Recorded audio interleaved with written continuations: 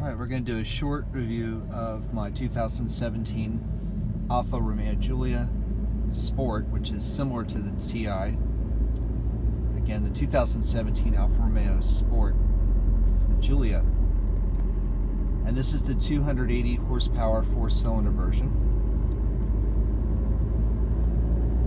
So a couple things I like about this car are that a number of the features in the Quadrifoglio are also in this car. So specifically, the quick steering ratio, which is 11.8 to 1. So that 11.8 to 1 steering ratio is also in the Giulia Sport as well as in the Giulia TI.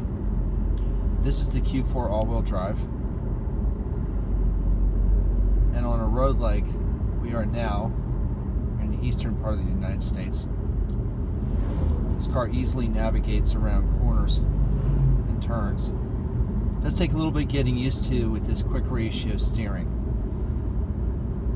So by comparison, a BMW and an Audi and certain other cars, Mercedes are going to have about a 15 to 1 ratio. This again has an 11.8 to 1 ratio, so quite a bit quicker in the steering.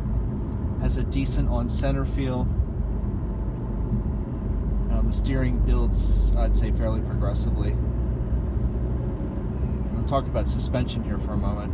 So we're going over a lot of these little undulating hills, and the car's suspension handles these quite well. And I believe the suspension in this car is similar, again, to the, pardon for the bumps, is similar to the Quadrifoglio. They share a lot of the same characteristics. So the went over some railroad tracks here. Anyway, here I'll give it a little bit of gas. You can see again just how well this car is poised, how composed this car is going over the terrain here. A couple little bumps, the car barely notices it, and it's very comfortable in the cockpit. Where this car really stands out for you watching and those considering this car is if you're going to do a substantial amount of freeway, highway driving, especially if there's light traffic.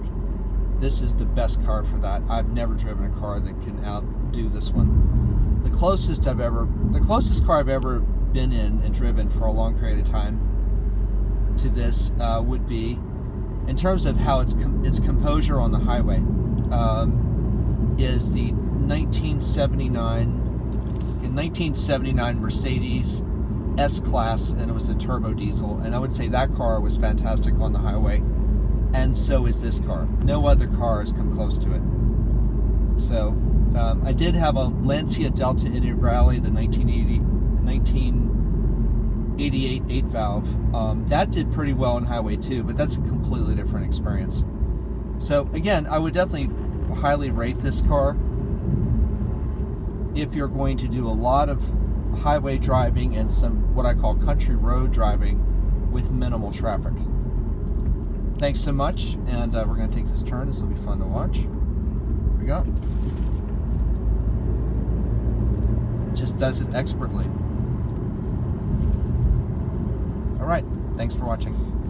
If you're interested in one of these, hit me up on email, radioreception@gmail.com.